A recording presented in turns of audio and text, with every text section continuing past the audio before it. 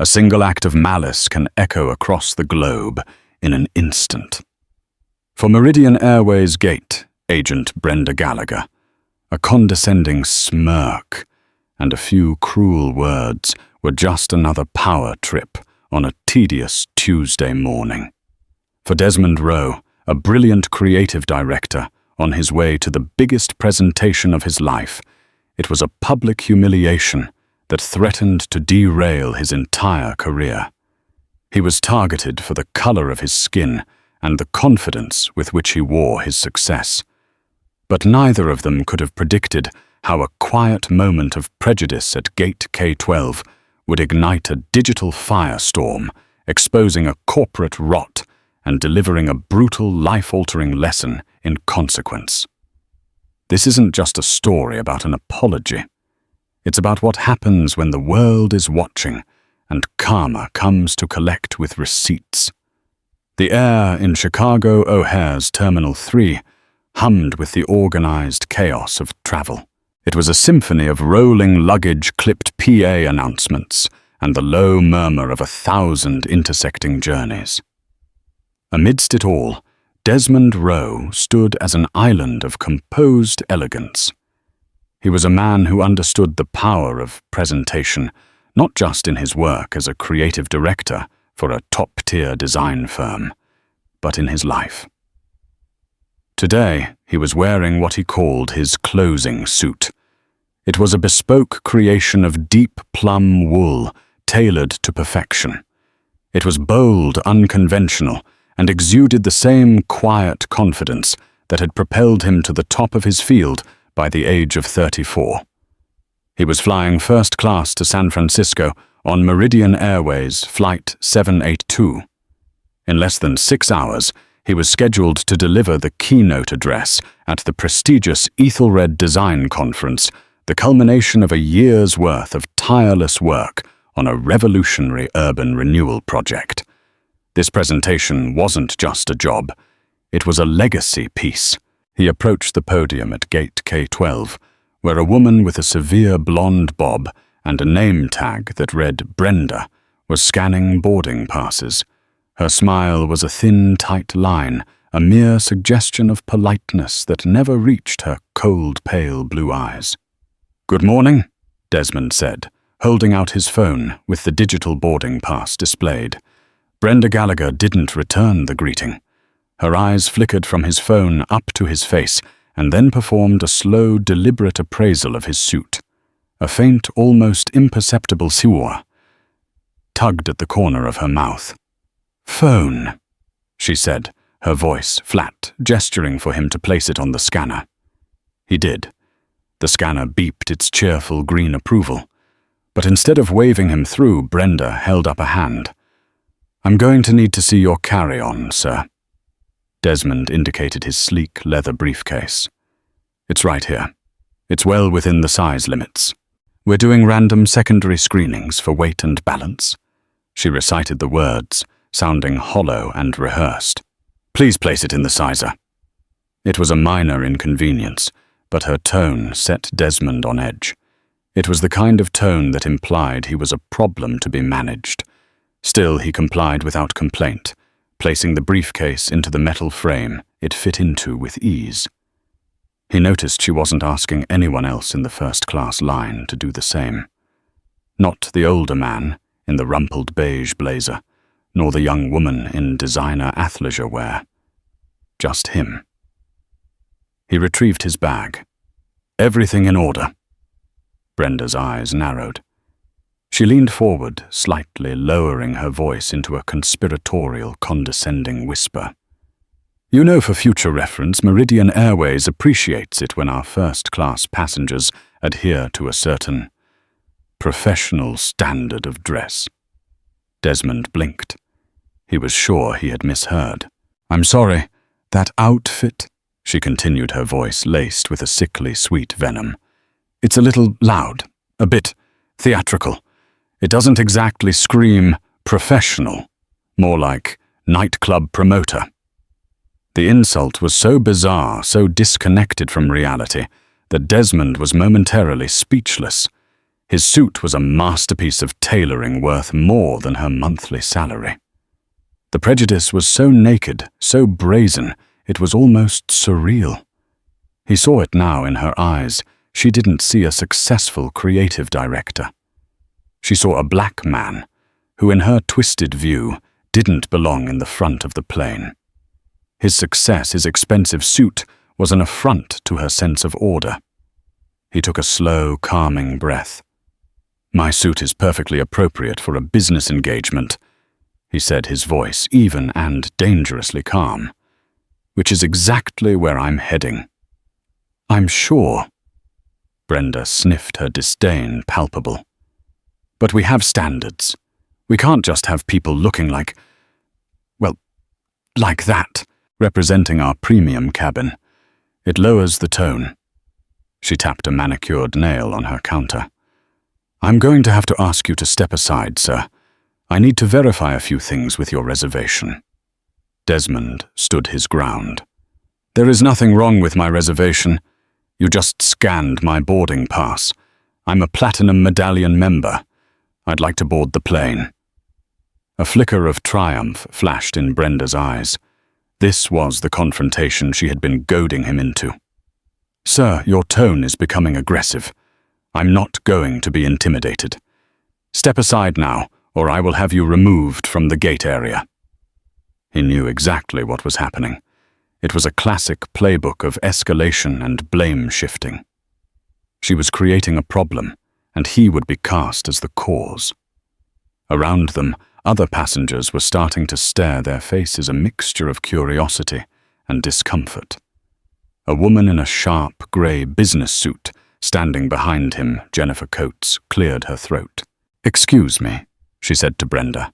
"This gentleman has been nothing but polite. You, on the other hand, have been incredibly unprofessional." Brenda shot her a withering glare. "This does not concern you, ma'am." Ignoring her, Desmond made a decision.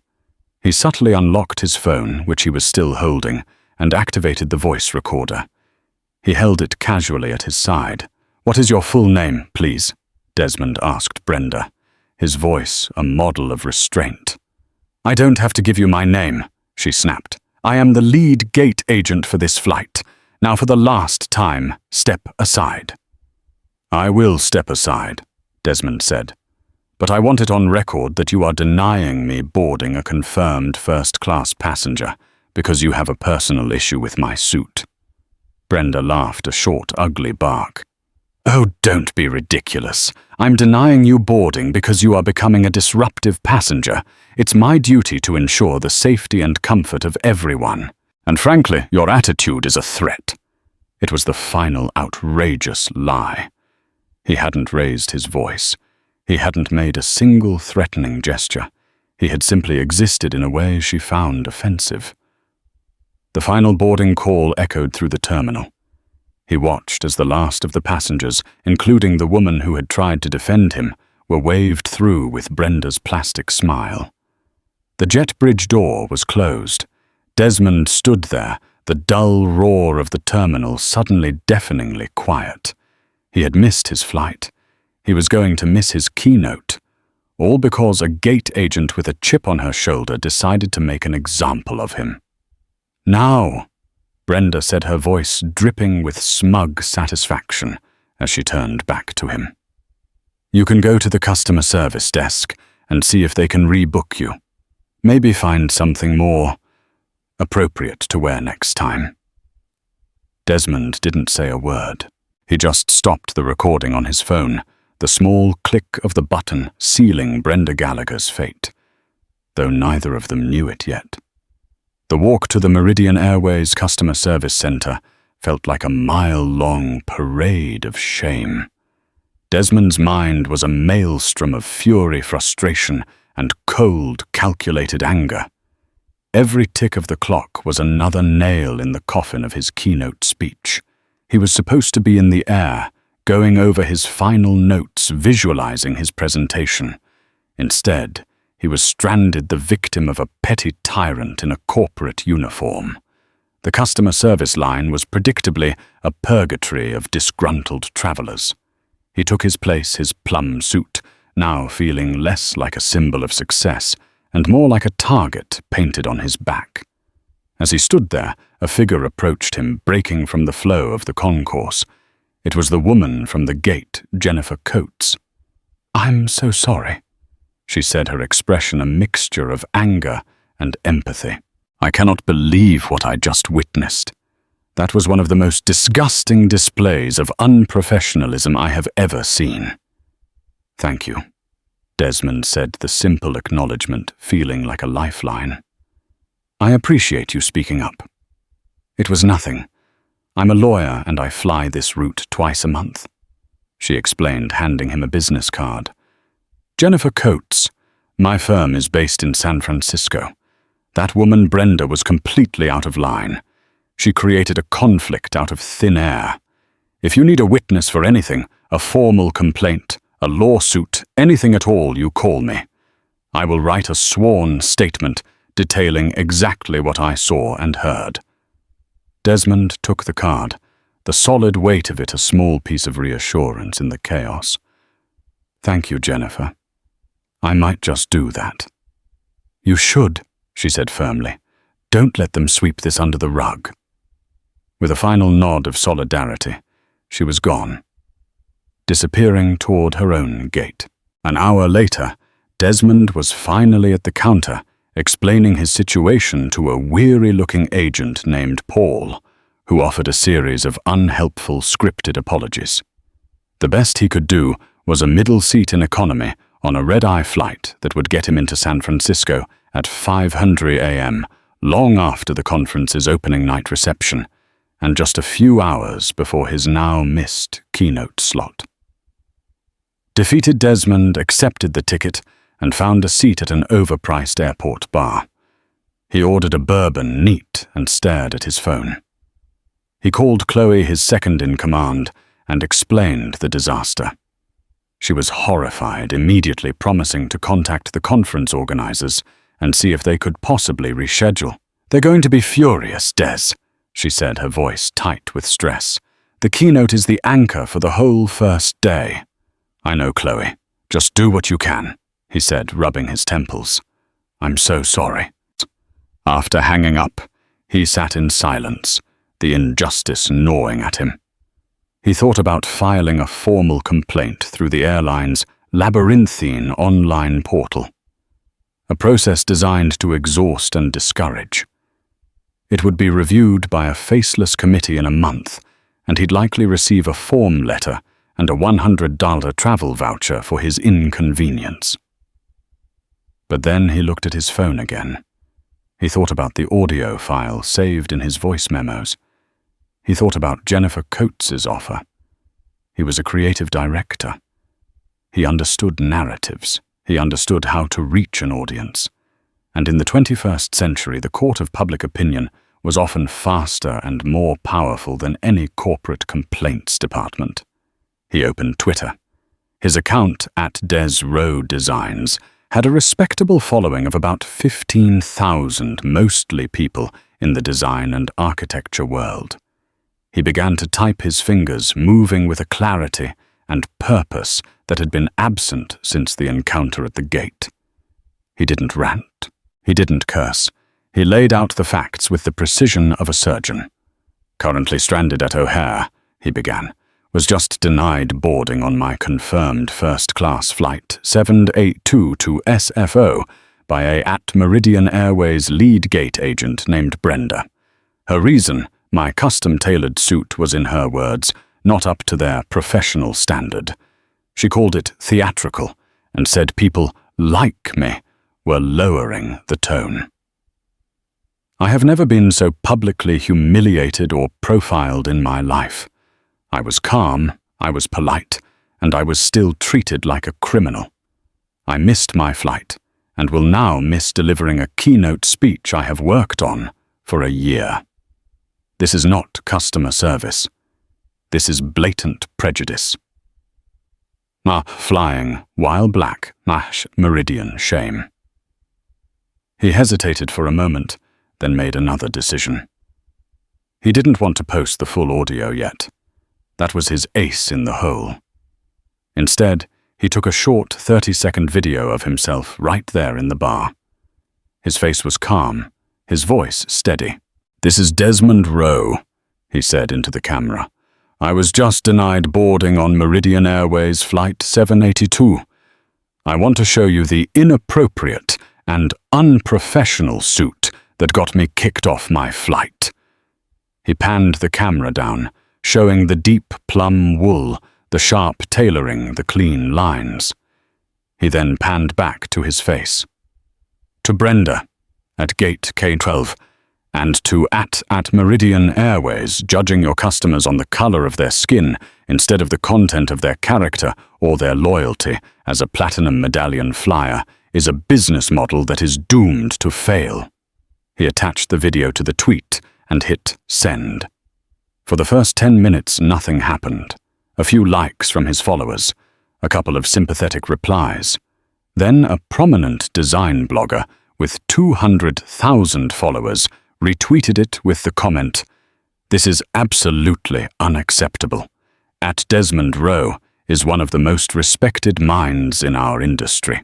At Meridian Airways, you have some explaining to do." That was the spark. From there, it was like watching a digital fire catch on dry tinder. The tweet was picked up by tech journalists, then social justice advocates, then celebrities. Within an hour, it had 10,000 retweets. #Meridian Shame started to trend in Chicago, then nationally. The comments section was a torrent of outrage. People shared their own horror stories about the airline. Pilots and flight attendants from rival airlines chimed in, condemning the gate agent's behavior. The short video was devastatingly effective. The contrast between his calm demeanor and expensive suit and the alleged reason for his removal was stark and infuriating. Desmond watched his phone buzzing incessantly, vibrating against the polished wood of the bar. The digital ripple he had started was fast becoming a tidal wave, and it was heading straight for Meridian Airways at 7:00 a.m. Pacific time, in a glass-walled office overlooking the San Francisco Bay. Robert Chen, the Vice President of Customer Experience for Meridian Airways, was sipping his first espresso of the day. His morning was a carefully curated routine of market analysis and competitor reports. That routine was shattered when his phone rang with the frantic tone of the company's head of public relations, a woman named Alicia Finch. "Have you seen Twitter?" she asked, dispensing with any pleasantries. "Alicia, good morning to you too. I haven't—" Robert said, a knot of dread tightening in his stomach. A call from Alicia at this hour never meant good news. "Go look at the hashtag Meridian Shame hashtag. We have a 5-alarm fire." Robert typed the hashtag into his browser. The screen filled with a cascading wall of fury, all directed at his company. He saw Desmond Rowe's face, his calm, dignified expression, a stark contrast to the venomous accusations. He read the tweet. He watched the video. He saw the retweet count climbing into the tens of thousands. News outlets were starting to write articles. Acclaimed designer accuses Meridian Airways of racial profiling. Gate agents dress code enforcement sparks viral outrage. "Oh God," Robert whispered. "It gets worse," Alicia said. The Ethelred Design Conference has just issued a public statement in support of him condemning our discriminatory practices and demanding an immediate response. They've tagged every major news outlet in it. This isn't just a disgruntled passenger anymore, Robert. This is a full-blown poor catastrophe. Robert's mind raced. This was the stuff of corporate nightmares. The allegations were toxic racial profiling, abuse of power, elitism. The victim was articulate, credible, and well-respected in his field. The airline's brand, built on decades of marketing itself as a premium inclusive carrier, was being dismantled in real time by 280 character attacks. "Get me the gate report from ORD Flight 782 this morning," he commanded, already logging into his internal systems. "I want the agent's name, her service record, and the official reason listed for denying boarding to passenger Desmond Rowe. Assemble the crisis team. I want everyone in the main conference room in 20 minutes. The preliminary report that landed in his inbox minutes later was chilling. The gate agent was Brenda Gallagher, a 22-year veteran with a mixed but not egregious service record. A few customer complaints over the years, mostly for rudeness, but nothing that had ever escalated to this level. The official report for denying boarding to Desmond Rowe was logged under code 14B, passenger non-compliance and belligerence. Belligerence, Robert muttered to himself, rewatching Desmond's calm, measured video. The two images simply didn't connect. The crisis meeting was tense. The team, composed of executives from PR, legal, and operations, watched the video on a large screen. The mood was grim. "The initial response has to be fast and contrite," Alicia argued. "We issue a statement saying we're aware of the incident, that we have suspended the employee pending a full investigation, and that we have reached out to Mr. Rowe to apologize and rectify the situation." "Hold on," said Marcus Thorne, the head of the legal department. "We can't just throw an employee under the bus without an investigation. The union will be all over us. Suspended pending investigation is fine, but we need to be careful with the language. We admit no wrongdoing until we have all the facts." "Marcus, the court of public opinion doesn't wait for due process," Alicia shot back. "We are getting killed out there. Our stock is going to take a hit when the market opens. We need to stop the bleeding now." They compromised. A carefully worded anemic statement was drafted and posted to Meridian's official Twitter account.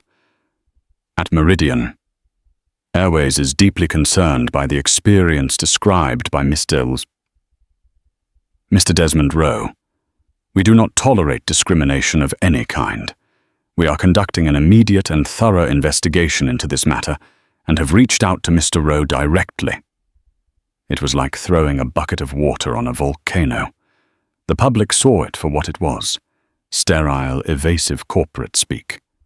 The replies were swift and merciless. "What is there to investigate? Fire the racist. Don't be deeply concerned. Be better. Have you reached out with a new flight that gets him to his keynote on time, or just a boilerplate email?" Worse still, Desmond Rowe himself replied to their tweet. "For the record, at Meridian Airways has not reached out to me directly. I have received no calls, no emails. I am still sitting in O'Hare. Your statement is a lie." The public frenzy intensified. Now, the airline wasn't just prejudiced. They were liars. Robert Chen felt like the captain of a ship taking on water from all sides. He ordered his team to get Desmond on the phone immediately, not an assistant, but him personally.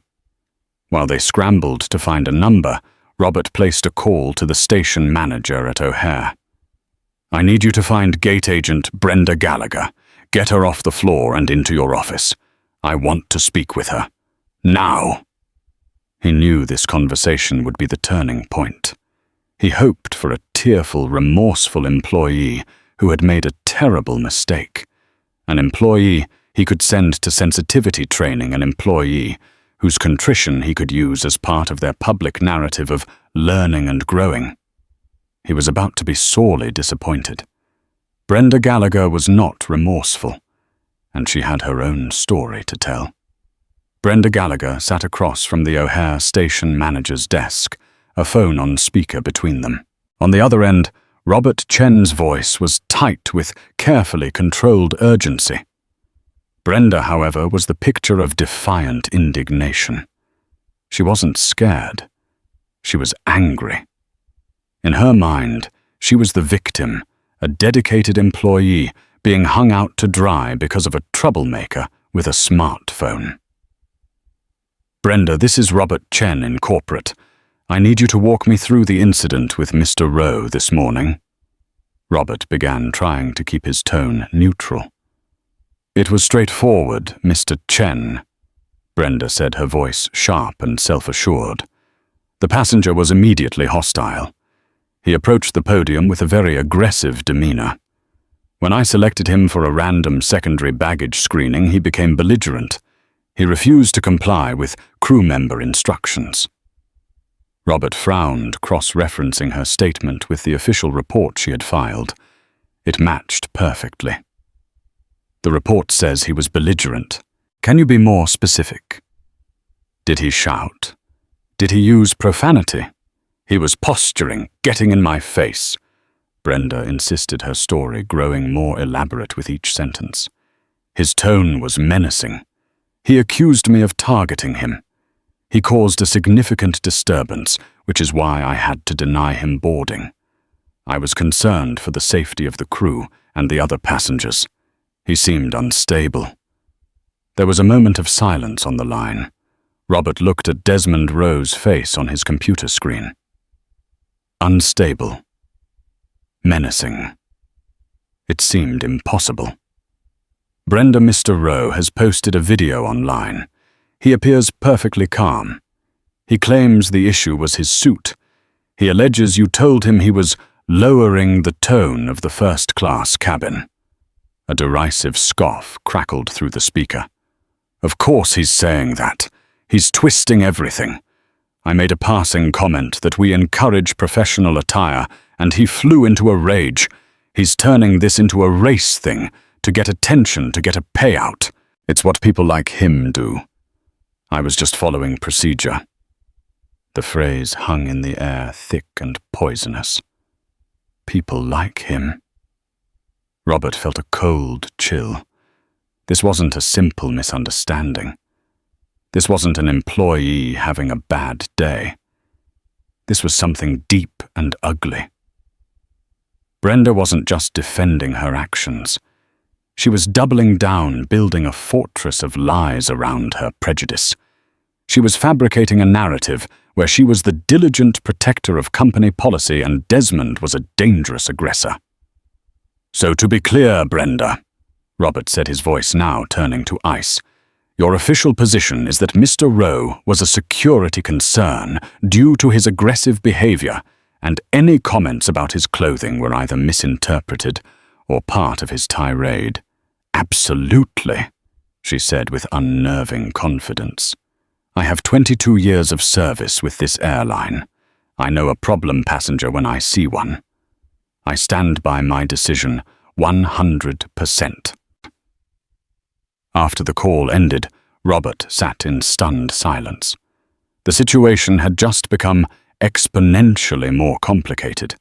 He now had a he said, she said scenario, but one of the parties was his employee, backed by a powerful union. Firing her based solely on a passenger's tweet, no matter how viral, would be a gift-wrapped wrongful termination lawsuit.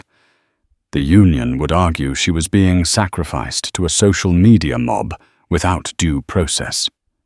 The legal team confirmed his fears. Her service record is not perfect, but there's no history of this kind of overt racial bias, said Marcus Thorne. It's her word against his. If we fire her now, she'll claim we're discriminating against her, based on the public pressure. It'll be a mess. This was the twist Robert hadn't anticipated. The antagonist wasn't a simple mistake maker. She was a committed fabulist. She was weaponizing corporate procedure and union protection to shield her bigotry. Meanwhile, Brenda wasn't idle. Knowing she was under investigation, she immediately contacted her union representative. An internal memo was quickly circulated among airline staff, summarizing Brenda's version of events. A heroic gate agent bravely stands up to an aggressive, non-compliant passenger and is now facing a trial by social media. Inevitably, the memo was leaked. A sympathetic airline blogger with a contrarian streak, published an article titled "Is Meridian Throwing an Employee to the Wolves? The Other Side of the Story." The article painted Brenda as a working-class woman, just trying to do her job, and Desmond as an entitled elite who couldn't handle being told no. It mentioned his garish purple suit and his arrogant attitude. This new narrative, however flimsy, was enough to muddy the waters. It created a small but vocal minority online who defended Brenda, decrying cancel culture and praising her for enforcing standards. The corporate fortress, which had been on the verge of surrendering, was now being pressured to defend its walls. Meridian Airways was caught in a pincer movement. On one side was the overwhelming public outrage demanding justice for Desmond Rowe. On the other was a brewing internal conflict, a potential lawsuit, and a counter-narrative that, while false, provided just enough plausible deniability to make an immediate decisive action feel risky. Robert Chen felt trapped. He had tried the path of corporate apology, and it had backfired. Now Brenda's lies were forcing the company into a defensive crouch. He knew deep in his gut that Desmond Rowe was telling the truth. But Brenda had left them no clean way out. The airline was forced to issue a second, even weaker statement. "We are continuing our investigation to ensure a fair outcome for all involved. We ask for patience as we gather all the facts." Patience was the one thing the public no longer had. To them, gathering the facts sounded a lot like hoping this all blows over. They saw it as the ultimate betrayal. Meridian Airways was protecting its racist employee. The siege on the corporate fortress intensified, but now the attackers had a new target, not just Brenda Gallagher, but the entire rotten system that seemed poised to protect her. Desmond Rowe sat in the sterile lounge of the O'Hare Hilton, his rebooked red-eye flight still hours away. He had finally received a call not from Robert Chen, but from a low-level executive assistant who offered a scripted hollow apology and a travel voucher. It was an insult. He had politely declined. Then he saw the second wave of the story break. He read the blog post defending Brenda, filled with insidious quotes from the leaked internal memo. He saw the vile comments accusing him of being an aggressive thug and a race baiter. They were trying to flip the script to paint him as the villain of his own story. The calculated cold fury he had felt at the gate returned tenfold. They thought it was his word against hers. They were about to find out how wrong they were. His first call was to the business card he'd been given, a tangible piece of evidence in a digital war. Jennifer Coates answered on the second ring. "Mr. Rowe, I've been following this online. It's monstrous what they're saying about you," she said, her voice sharp with legal indignation. "They're calling me aggressive. They're saying I was a threat," Desmond said, his voice tight. "You were there. You saw everything." "I did," she confirmed. "And it's a complete fabrication. You were the epitome of grace under pressure. She was the aggressor from the moment you stepped up to the podium. I'll write my statement right now and have it notarized. It will detail every single word I heard, every condescending look she gave you. I'll email it to you within the hour." True to her word, a multi-page PDF arrived in his inbox. It was a lawyer's dream, precise, detailed, and utterly damning. It corroborated Desmond's story perfectly, from the random baggage check to Brenda's snide remarks about his suit and her escalating hostility. Jennifer Coates had become his star witness. But Desmond knew that in the court of public opinion, audio-visual evidence was king. While he was on the phone with Jennifer, a direct message popped up on his Twitter. It was from a user named Kev a man named Kevin. Mr. Rowe, the message read, I was at Gate K12 this morning. I didn't see the beginning of what happened, but I saw the end. I saw her refusing to let you board. You were being completely calm, and she was being incredibly smug. I was so mad I filmed the last minute or so on my phone. It's not much, but it shows you weren't being aggressive at all. I don't know if it helps, but I have it if you want it. Desmond's heart hammered in his chest. Yes, he typed back immediately.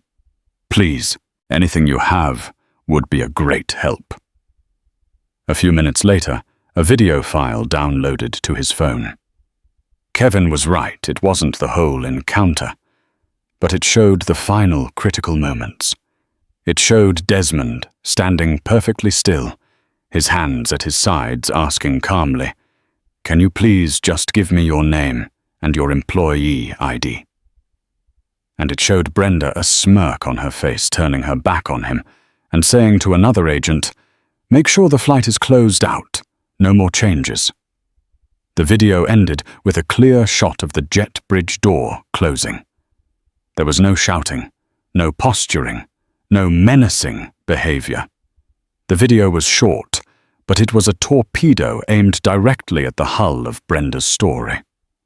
Desmond now had two powerful pieces of evidence, but he was holding the ultimate weapon himself, the full unedited audio recording he had made.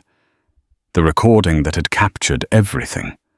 Her first condescending words, the insult about him looking like a nightclub promoter, her lie about him being aggressive, his own calm, measured responses. It was the entire narrative from start to finish in crystal clear audio. He forwarded Jennifer Coates's notarized statement and Kevin's video to a high-profile investigative journalist at a major news network who had reached out to him for comment. He included a short, simple note. This is the evidence that proves Meridian's internal story is a lie. Then he sat down with Chloe and his own company's legal counsel via video conference.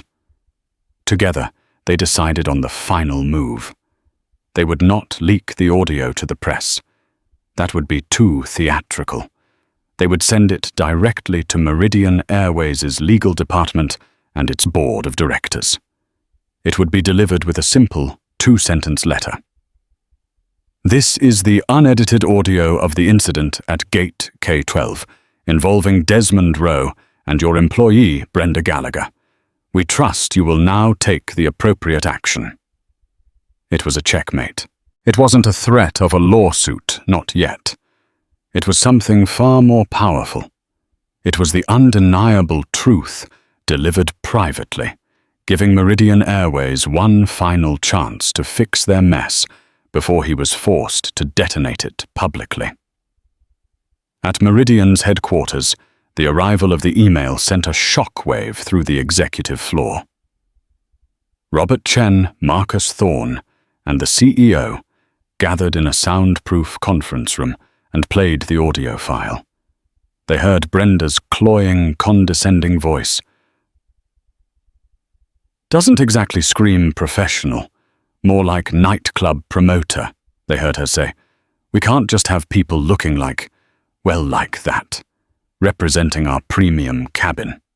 They heard Desmond's incredibly patient voice. "I want it on record that you are denying me boarding because you have a personal issue with my suit."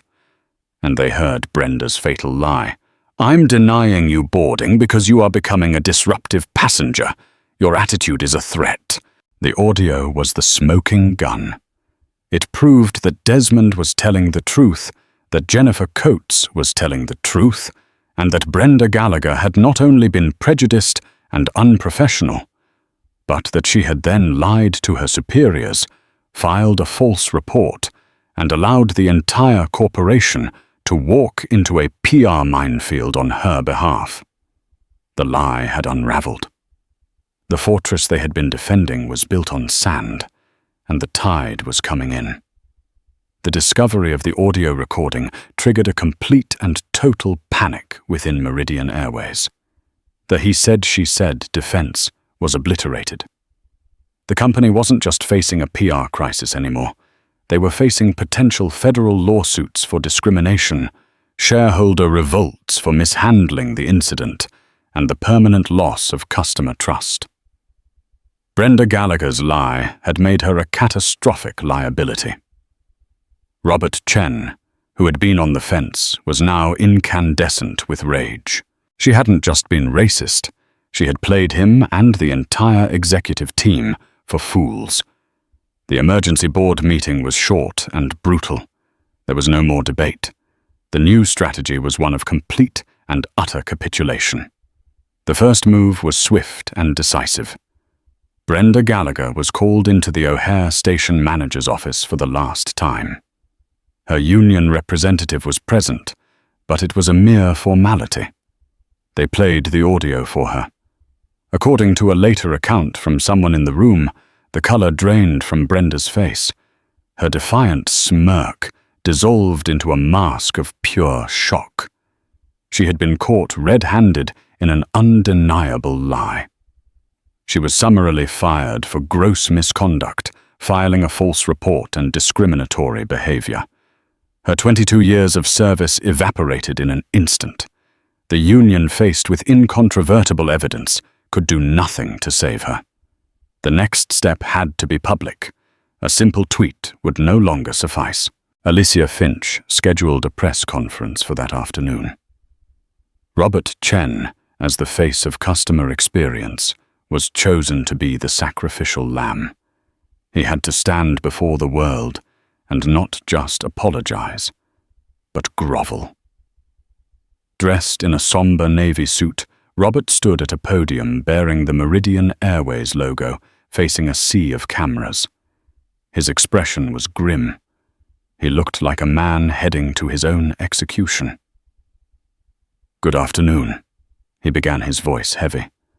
"I am here today to offer a profound and unreserved apology to Miss Desmond Rowe." He didn't make excuses.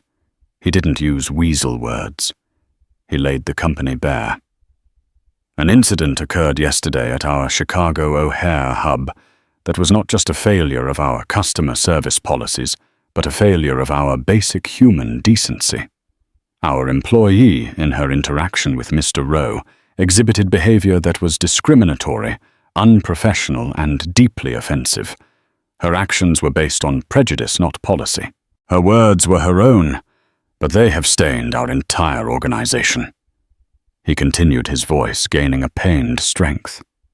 To make matters worse, our initial response was inadequate. Our investigation was flawed. We allowed a false narrative to persist for far too long, one that wrongly and disgustingly painted Mr. Rowe as an aggressor. This was a lie. Mr. Rowe behaved with a dignity and patience that I and this company do not deserve. We have seen and heard incontrovertible evidence that proves Mr. Rowe's account was accurate from the very beginning, and that our employee lied to us and to the public. It was a stunning admission. He publicly confirmed that Brenda had lied. He took responsibility for the company's fumbling. The employee in question has been terminated from her position with Meridian Airways, effective immediately, he announced. But we know that is not enough. This incident has exposed a deep sickness within our corporate culture, and we are committed to curing it. Starting next month, we are partnering with leading diversity and inclusion consultants to implement a mandatory top-to-bottom bias and de-escalation training program for every single employee, from our baggage handlers to our CEO. This is not a one-time fix. It will be an ongoing part of our corporate identity. Finally, he addressed Desmond directly, looking straight into the main camera. "Mr. Rowe, we are profoundly sorry. We failed you. We not only ruined your travel plans and caused you to miss a career-defining moment, but we subjected you to a humiliating experience and then allowed your character to be smeared. An apology is not enough. We have arranged for a private charter to take you to San Francisco at your convenience. We are also making a $500,000 donation in your name to the NAACP Legal Defense Fund. We hope you will accept this as a small, inadequate token of our deep remorse. The press conference was a corporate bloodletting. By falling on their sword so completely, Meridian hoped to staunch the bleeding. For the most part, it worked. The public, while still cynical, saw the move as a genuine, if forced, attempt at atonement. The story shifted from racist airline to a case study in how to handle a PR disaster.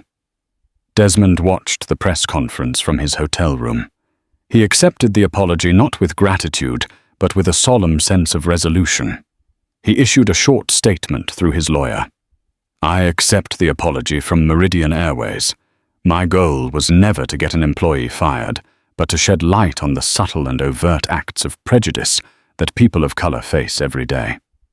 This was never just about a suit. It was about respect.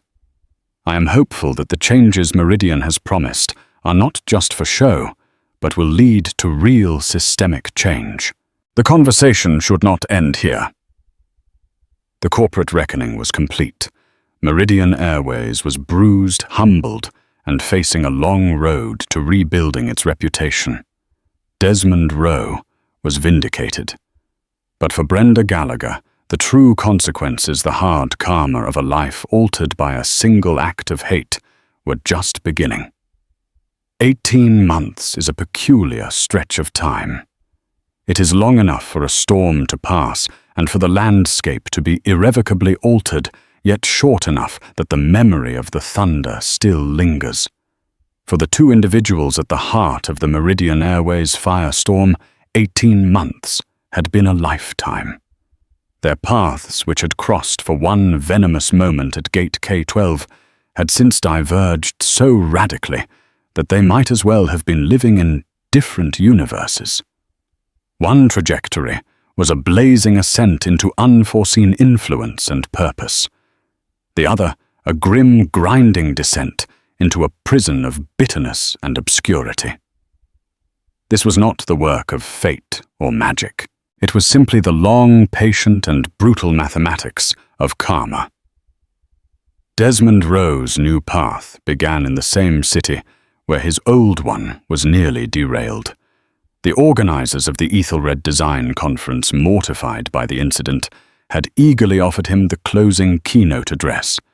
He accepted. On the final day of the conference, he walked onto the main stage to a wave of supportive, expectant applause. The audience of industry titans, academics, and rising stars knew his name now for reasons that went far beyond his portfolio. They expected a gracious, perhaps even defiant speech about his original topic of urban renewal. He loaded his presentation, the title slide illuminating the screen behind him. Symbiotic Urbanism, the Future of Cityscapes. He looked out at the thousands of faces, took a sip of water, and then clicked the remote. The slide vanished, replaced by a simple, stark white screen. A murmur went through the auditorium. Good afternoon. He began, his voice calm and resonant. I'm not going to be giving that presentation today. Instead, I want to talk about the design of a much smaller space, a space that is roughly 3 feet wide, defined by a podium and a scanner. I want to talk about the architecture of a gate. For the next 45 minutes, he held the audience utterly captive. He dissected the encounter at O'Hare, not as a personal grievance, but as a critical design flaw in human systems.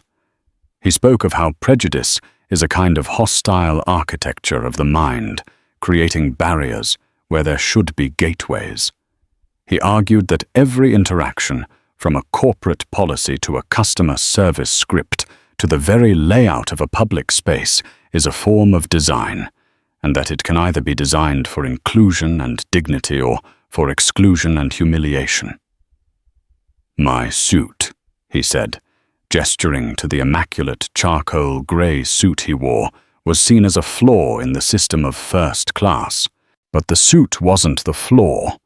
The flaw was in the system's programming and the biases of its gatekeeper. And so I ask all of you, the most brilliant design minds in the world, what are the flaws in the systems you are building? Who are you designing for? And more importantly, who are you designing against? When he finished, there was a beat of profound silence, and then the room erupted. The applause was not just polite, it was a roar, a catharsis. It was a 5-minute standing ovation that felt like a verdict. That speech transformed his career. The video went viral even more so than his original tweet. His firm, Rowe Designs, was suddenly fielding calls from Fortune 500 companies, not just for architectural work, but for consulting on inclusive design and corporate culture. His partner, Chloe, sat in his office a month later, scrolling through a list of potential clients on a tablet. "Des," she said, her voice filled with awe, "these aren't just clients. These are the clients we dreamed of landing 10 years from now. They don't just want our buildings, they want our philosophy." The influx of capital and influence gave Desmond an idea. He established the Plum Foundation, a non-profit dedicated to providing scholarships and mentorships to minority students in design, architecture, and the creative arts. He wanted to ensure that the next generation of talent would never have to feel like they didn't belong in the rooms where decisions were made. The foundation's launch was his true victory, turning a symbol of his public humiliation into a beacon of hope for others. Brenda Gallagher's trajectory had no such upward momentum. For her, the 18 months were a slow, agonizing slide down a gravel slope.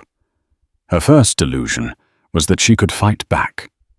Armed with a belligerent bottom-tier lawyer recommended by her increasingly distant union rep, she filed a wrongful termination suit against Meridian Airways. The preliminary hearing was a disaster. Her lawyer argued she was a scapegoat, sacrificed to the woke mob. Meridian's legal team, led by a stone-faced Marcus Thorne, simply asked for permission to play Exhibit A, the full unedited audio recording. The judge agreed. As Brenda's own condescending voice filled the hushed courtroom, more like nightclub promoter. Her lawyer's face went pale. The judge listened for less than a minute before calling the attorneys to the bench. The case was dismissed with prejudice, the legal equivalent of a door being slammed, locked, and bolted. Her lawyer later billed her for the humiliation. Defeated in court, she sought vindication elsewhere. She found a temporary home in the shadowy corners of the internet, becoming a minor cause célèbre for a fringe podcast that specialized in grievances against cancel culture. Sitting in a cramped, poorly lit studio, she told her story to a sycophantic host. "He was the one with the attitude," she insisted, her voice raspy with resentment. "He came at me all puffed up in that ridiculous purple suit. I was protecting my passengers. That's all I did. This was a setup from the start. They sent him in to make trouble to get a payout. And the airline, they're cowards. They just rolled over for the mob." The interview failed to launch her comeback. Instead, it sealed her fate, providing fresh and damning evidence of her complete lack of remorse. Her personal life disintegrated in tandem with her professional one.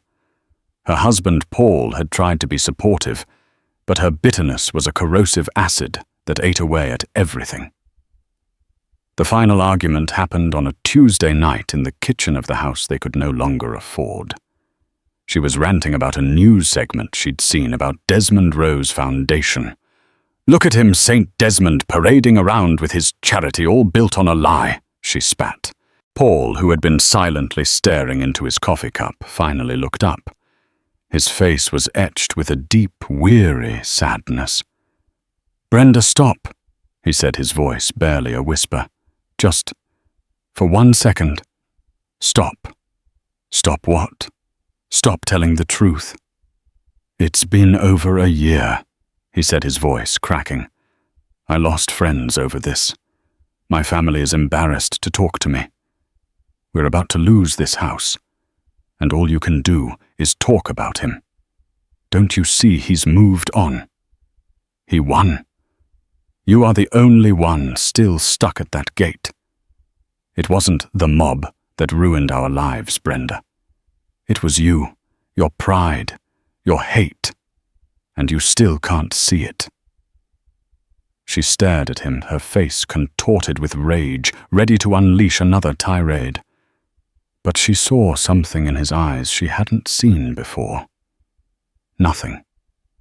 The love, the support, the shared history. It was all gone, burned away by the constant toxic heat of her resentment. He moved out the following week. The final bleak chapter was written by a freelance journalist. Following a cold trail of public records, he found her in a bleak strip mall in northern Indiana. She was working as a cashier at a value giant discount store. The journalist observed her for a few minutes before approaching. She moved with a stiff, joyless economy, her hands scanning bulk packages of paper towels and off-brand sodas. Her Meridian Airways uniform had been replaced by a cheap, ill-fitting red vest. He got in her line and bought a pack of gum. "Excuse me," he said gently. "Are you Brenda Gallagher?" Her eyes, once cold and confident, darted around with paranoid speed. "Who's asking?" She snapped, her voice low and gravelly. "I'm a journalist. I just wanted to ask you a few—" "Get out!" she hissed, her face turning a blotchy red. "I have nothing to say to you people. You twist everything. You're all part of it." "Part of what?" the journalist pressed. She leaned forward, her voice a venomous whisper that carried the full weight of her self-imposed misery. "The whole thing. The whole rotten system. You think it was about a suit. It was never about the suit. It was about putting a good, hard-working woman in her place. That's what they do. They tear people like me down to build people like him up. Now get out of my line before I call security." He left. There was no repentance here, no lesson learned. The hard karma that had befallen Brenda Gallagher wasn't merely the loss of her career, her home, or her husband. It was the complete calcification of her soul. She was trapped forever in the amber of her own lie. A prisoner in a life she had single-handedly destroyed forever, convinced she was the victim. And in a quiet university library, hundreds of miles away, a young Latina woman, the inaugural recipient of the Plum Foundation Scholarship, adjusted the plans for her first architectural design, a blueprint for a brighter, more inclusive world, completely unaware of the bitter, hateful ghost whose actions had made her dream possible. So what's the real takeaway from the story of Desmond Rowe and Brenda Gallagher? It's a stark reminder that in our hyper-connected world, there are no small actions. A single moment of prejudice, a single lie to cover it up, can trigger an avalanche of consequences that can redefine a life. For Desmond, that avalanche carved a path to a higher platform, one he now uses to create positive change. For Brenda, it buried her in a tomb of her own making. This story shows that karma isn't a mystical force. It's the logical and often brutal result of our own choices echoing back at us. The world is watching now more than ever. If this story resonated with you, please hit that like button to help it reach more people. Share it with someone who needs to hear it, and don't forget to subscribe to the channel and ring that notification bell for more real-life stories of drama, justice, and consequence. Thank you for listening.